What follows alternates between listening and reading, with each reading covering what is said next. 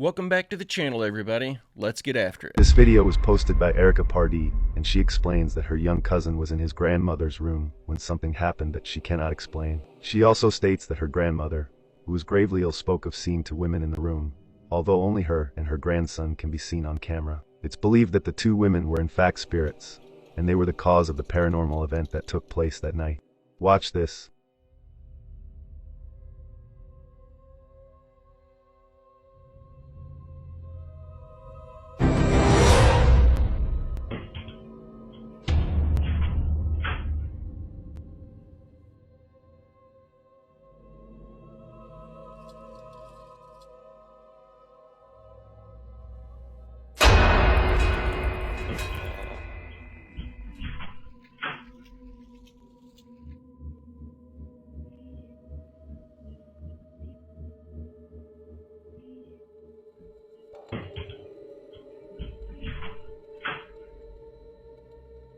I feel like I've seen probably about 100 of these videos where someone's just sitting there minding their own business and then suddenly they get jerked across the room. This is, however, the first one that I've seen that's at least somewhat believable. I'm still not completely convinced that this is real, mostly because of how easy it is to pull off this effect. The boy could literally just be pushing himself across the floor. But the reason I won't be so quick to write this one off is I slowed this down and went frame by frame at the point in the video where he gets jerked to the side. And if you look closely, his facial expression does not react to what's going on until halfway through the movement. Whatever is causing that, he appears to be genuinely surprised by it. I'm at least convinced that the little boy wasn't doing it himself. If we go back to 1893 Chicago and the World Fair that took place in 1893, there are cacti all over the place. At the World's Fair, they have all these cacti. They are everywhere all over the World's Fair. And it kind of makes you wonder, was Chicago very warm at that time? Because cacti will not live if it's very cold. They will actually start to fall apart. So what they have done is they have sprayed these places continuously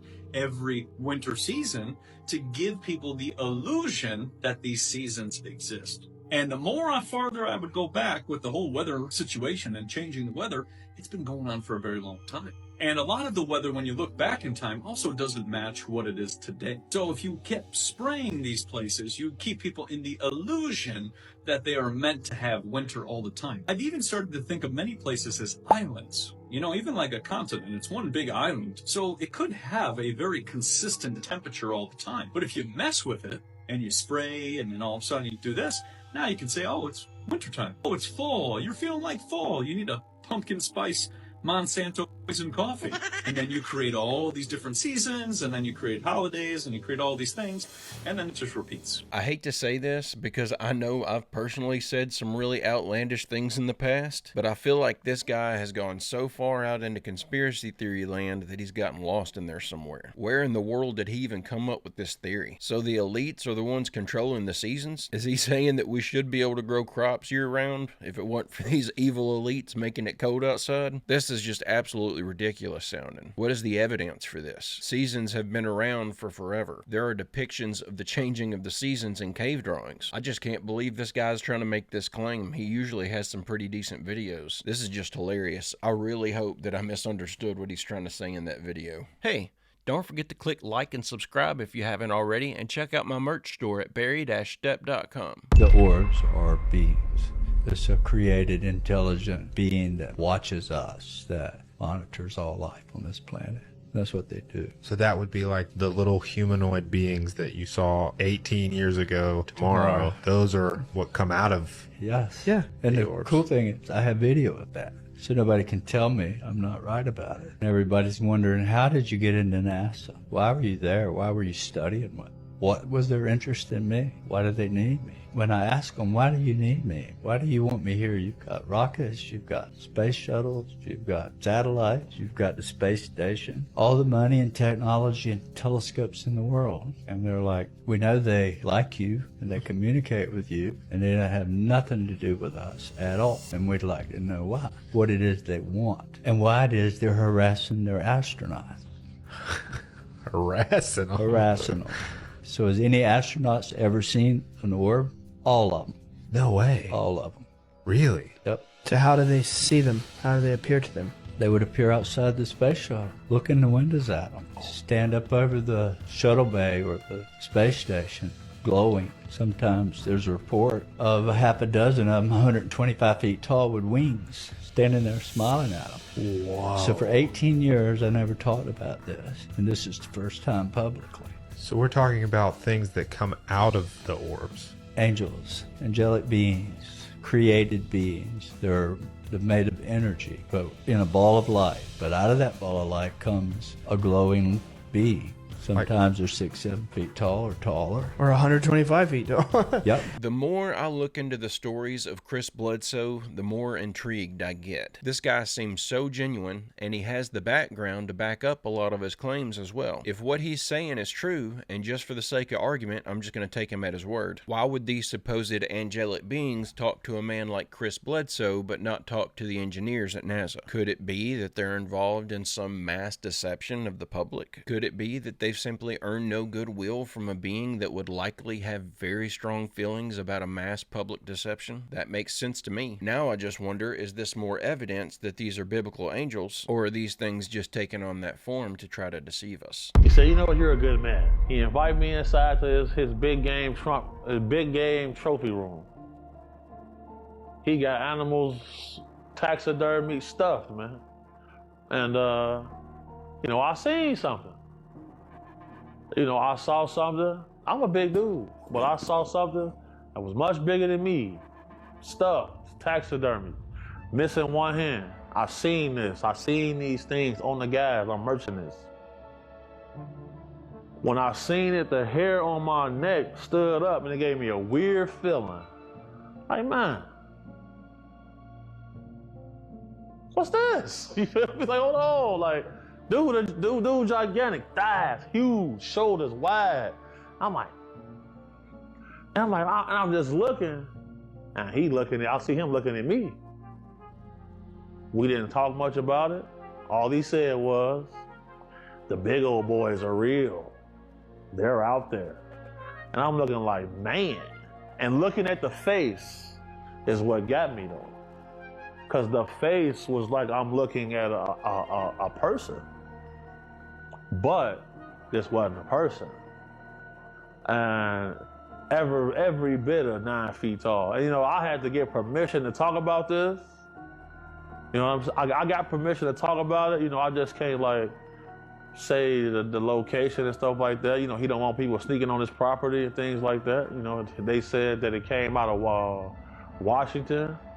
They said that apparently they have been tracking it for a minute, according to him, and they can go in and out of our viewpoint apparently. You feel me? They got a shot off. They seen it get hit in the arm, and then it went out of sight. They tracked it. A couple days later, they found the body, And the hand that was missing, they had in a display. It was splayed out like this, in a case on his arm. Underneath, where he had a giraffe, a lion, and I want to say like a zebra or something. And look, I saw that. I can't say that I seen a Sasquatch, Yahweh, or Bigfoot or anything walking, nothing like that. But that's what I saw.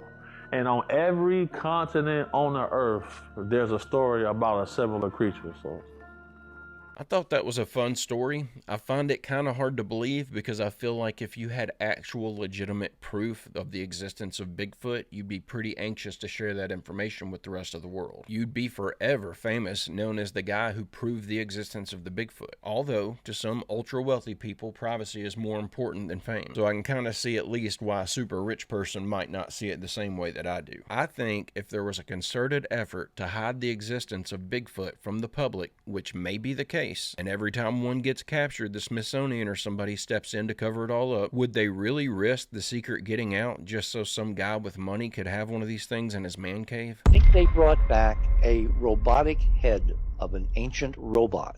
This robot was able to store the record of its entire civilization's history in memory. It means if you could somehow figure out how to talk to it, reactivate it, you would have access to a galactic archive. They have camera-like iris lenses Oh, okay. They're not human. Basically look like an eye within an eye, which is a camera iris. And it would be a mechanical thing, and it would be activated by light so that your robot would not be blinded, etc., looking at bright lights or looking in dim shadows and all that. And he also had a red stripe under his chin. That's weird. Which, to me, if you have a bunch of robots doing all your manual labor, you would basically code them. This head has a red stripe, which, of course, rocks on the moon do not come with red stripes under their chins. So, to me, they were color-coded robots for their service functions as part of the society which created them. Think about the theme behind Battlestar Galactica. Humans create a bunch of robots. The robots revolt. Yep. They throw over humans. They attack them. They almost decimate them because they don't want to be chattel and owned anymore. Going back to Isaac Asimov, and when does a robot become a self-sentient, aware being? And if you create them in a certain form, do other entities, other consciousness from other dimensions, do they come and inhabit the robot? So it's really sentience. It's not artificial. It's basically you've created a home for this consciousness to move into. A new vehicle for the soul. One day he was given an order to destroy all copies, extraneous copies of the film under his purview, except for one that NASA would keep in the archive. Insane. He was in the middle of the most extraordinary adventure of his life, right? Marine pilot. Something told him this was not right. So he put a whole bunch of the film in a gunny sack and he sent it to his university, and then he proceeded to destroy the rest. Years later, we tried to find that film, and the film had neatly disappeared from the university, but he did keep some film to himself in his personal archive. So when we met back in the 90s, he was able to give me a pristine 30-year-old unsanitized version of an Apollo 14 image taken by Alan Shepard in the Apollo program of the ancient glass structures on the moon. Remember, there were several sets of imagery coming from the moon. Yeah. There was initially the handheld cameras by the astronauts on the surface, taking stills, Hasselblad 70 millimeter stills. There was a TV signal sent live from the moon, an electronic signal with a television camera connected to a transmitter in the lunar module, sent through radio waves back to Earth, picked up by big ground stations on the Earth, sent to Houston, converted there because it was the wrong format. It had to be converted from one scanning system to the NTSC, the FCC mandated 525 line scanning system for American television, or your CCAM system there in Europe. And it was that conversion that was a real problem because NASA originally never imagined they would actually take a TV camera to the moon. There was a guy named Stan Labar, I think, at Westinghouse, who bludgeoned and beat until his hands were bloody NASA officials to finally include a black and white camera on the moon mission, the first moon mission. Even though they did have color. Oh yeah, they had stunning color. They could have had color. The reason was, of course, they dared not let people see in any high definition what was on the moon live on television because they could have been photographing all those ancient glass structures they didn't want people to see. So they put us through this convoluted Rube Goldberg process of physically mounting the camera, looking at a TV set, which was converting from scan television to NTSC, and they can't find the videotape.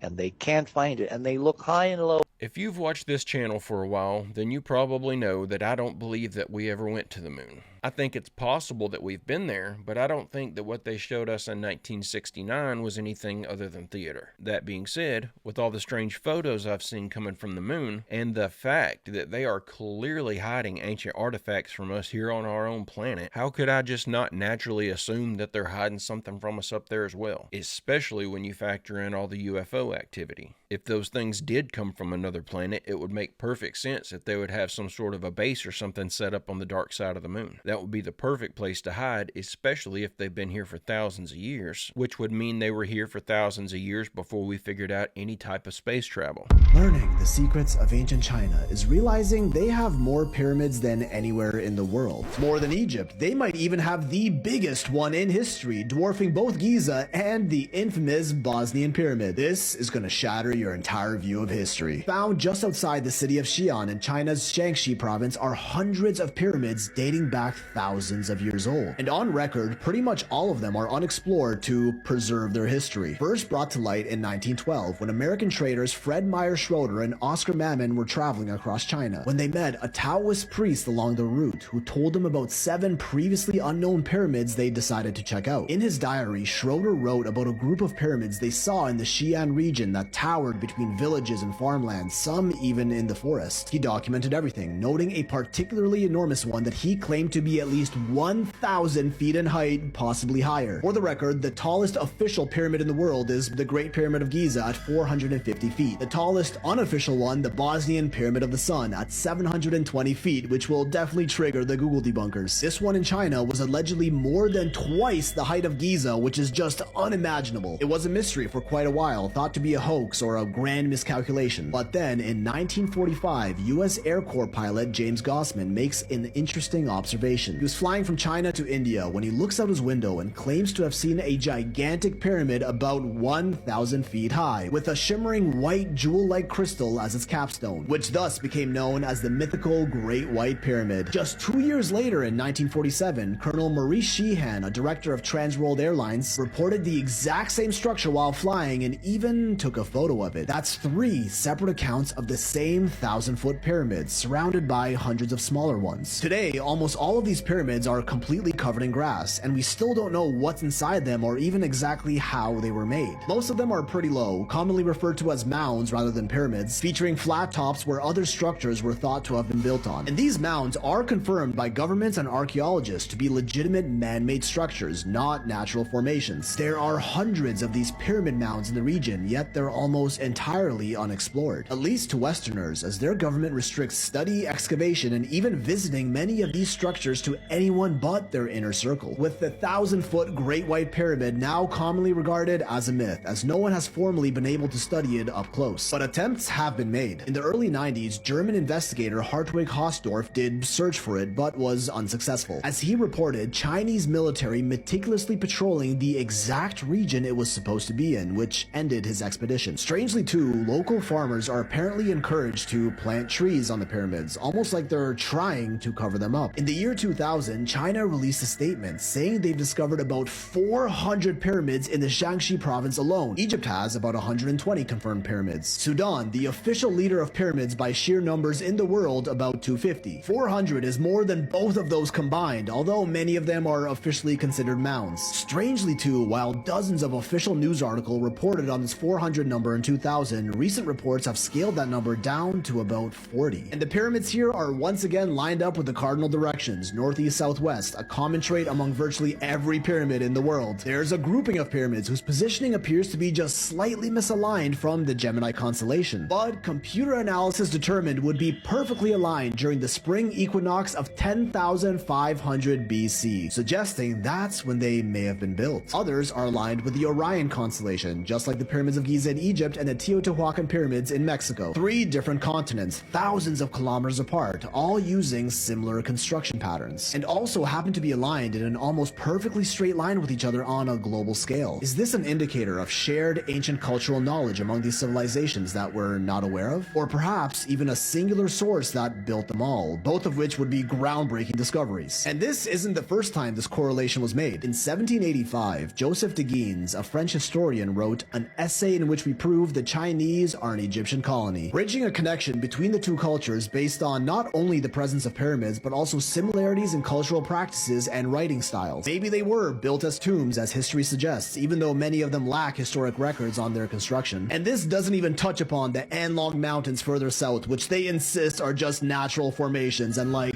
okay buddy. And the problem is, with their country's restrictions, we can't even go in and study the pyramids of Xi'an ourselves if we wanted to. So much of our world's history is guarded by the red tape of the governments whose countries these sites are found in. Everything we claim to know is simply just what they allow to be made public. If there ever was some previous advanced civilization that existed here tens, even hundreds of thousands of years ago that got wiped away by some worldwide cataclysm, do you really think those in charge would let that information go public and risk losing all their power in the worldwide panic that would follow? Like, if it happened to them, who were allegedly more advanced than us, then what's stopping it from happening again to us? This is probably one of the most frustrating aspects of the world that we live in. We have all these governments that'll either hoard away information and keep their citizens in the dark, or you have governments who would rather launder their citizens' money instead of investing that money into the proper equipment to dig this stuff up, excavate, and find out this information about our ancient ancestors. I've never understood why we allowed a system to be implemented where our elected public officials can ban us from exploring public lands that we pay the taxes to care for. I know there's likely stuff in the Grand Canyon that they're hiding from us, just like the Chinese government is hiding that stuff from their citizens. The only difference is I'm sure our government knows what they're hiding, but I'm betting that the Chinese government doesn't know what's under those pyramids because they're not willing to invest the time and the money and the resources into seeing what's under there. They don't care, and they don't want to waste money on investigating the sites. So we're going to do what we can and then post it later. But we do want to show you some of this stuff. This is kind of a once-in-a-lifetime He's opportunity supposedly for us. in the so wing we're really happy to see it. We are in, as you can see, it's not one big open fuel tank. You want to look down here. You can see that the fuel tanks are actually divided by walls. This keeps the fuel from draining to one side or the other. You put fuel liquid in there, and these aren't rounded. And then, of course, each fuel tank is actually almost completely separated. And there's a series of pumps and hoses that helps distribute the fuel during flying. Does it even look like liquid was floating in there? And also between the fuel tanks to make sure that the flight stays balanced. In fact, I remember when we brought the plane over, we kept fuel in it just because the plane is so efficient. Fuel's really needed for ballast, and so we kept some of the fuel in it and drained it when we finally got over here to make sure it came over smoothly when we were taxiing. Oh yeah, keep explaining how fuel is So in we're wings. gonna head out, but before we do that, I wanted to show a few things off. So I'm gonna ask if Austin can bring the camera over here. So this is the wall. They're doing some work upstairs. This is the wall to the fuselage fuel tank. So that's Does that look like fluid has been in there, and then floating around? It up here. You notice those two Wires? darker nuts and bolts that are coming out. That is Y'all part got of the wires system going through that's the gonna fuel be, tank. Holding up our wing walk. So you can see how they actually use holes for that were already in the aircraft to then use them to support the wing walk. So we're going to go ahead now and make our way out through this kind of labyrinth to where we came. I'm going to grab the light so we don't leave it in here. Come on, man. Stop it. Y'all don't put no fuel. Look, And our tour guide that you'll see in front of us, this is there's supposed to be Jeff fuel in there. Remnants Look at these boxy. with Delta Tech Ops. He's been one of the guys working on the wing walk. They want to convince you that fuel was in here. Fuel. You made a fuel tank, and you made it square, and you made it boxy. For fuel to be sloshing around in here. Does it even make sense? Does it look like those were full? What engineer is going to make that so that that's inside the wing, floating with fuel? Look, these are wires. Any spark can happen and blow the entire plane up. This is inside the wing that they want to believe they're refueling. Wires. I really struggled with whether or not to add this, but the comment section of the video convinced me. If you have seen this video and you are somehow convinced that airplanes do not use fuel, that they somehow run off of compressed air or something like a lot of people were claiming in the comment section of this video, please stop for a moment and think about what you're saying. And think about this. Where else have you seen fuel chambers like that before? In large cargo ships. They do that to keep the fuel from shifting and throwing the boat off balance. I would imagine they would have to overcome that same hurdle with fuel in an airplane. So seeing that in a plane's fuel chamber makes absolute perfect sense. Before we move on, I know it is not my job to dispel bad conspiracy theories, but this guy is out here spreading nonsense, and in the comments, people are really believing it. I felt like I had to say something. The Greys are mutated humans from a parallel version of Earth where they destroyed their version of Earth. They stopped being able to reproduce. They're dying out. And therefore they had to use their technology to tunnel into parallel realities where viable humans still exist. where DNA can be used to create hybrids to perpetuate their culture.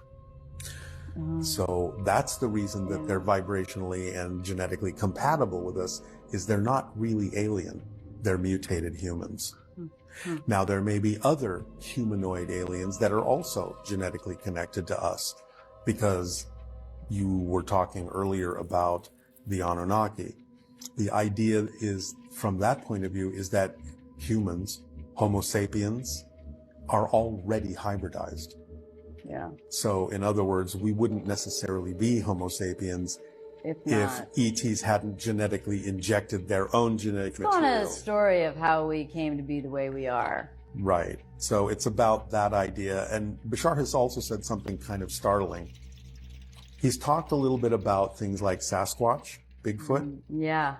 He's basically saying the branches of the early hominid that evolved naturally on the earth that did not get genetically altered became the Sasquatch. That's crazy. I cannot help but to think of the issues with a theory. It's immediately where my mind goes. What are the plot holes? And even though this guy is claiming that he knows these things to be facts because his alien buddy told him about it, I'm still going to choose to view it as a theory until this guy offers up some hard evidence. The main problem that I see with this theory is that if we only exist because aliens tinkered with our DNA and they can't reproduce anymore, so they came back here to use us for some form of reproduction, why not just continue their race through genetic engineering? Why not fix whatever issue they have biologically that's causing this fertility issue? We have the technology to manipulate DNA. We're still in the early days of that technology, but these beings can supposedly jump dimensions. They're creating spaceships that break the known laws of the universe. Surely they can figure out how to make more of themselves. This would imply that there is a race of some being that is so highly advanced that they've blown past anything we thought was possible in every area of scientific study. But when it comes to baby making, they just can't figure it out. I just find those 2 points difficult to reconcile. I just feel like if one of those things is true, the other one can't be. But guys and gals, I'm going to go ahead and end the video right there. I hope you enjoyed these clips we watched together today. I'll be back tomorrow with another video. I hope you come back to join me. Don't forget to click like and subscribe if you haven't already, and check out my merch store at barry-stepp.com. And don't forget to drop a photo of your merch over in the Discord to get your photo in a video. But with all that out of the way, I hope everyone has a great, safe, fantastic rest of your day, and I will see you all tomorrow.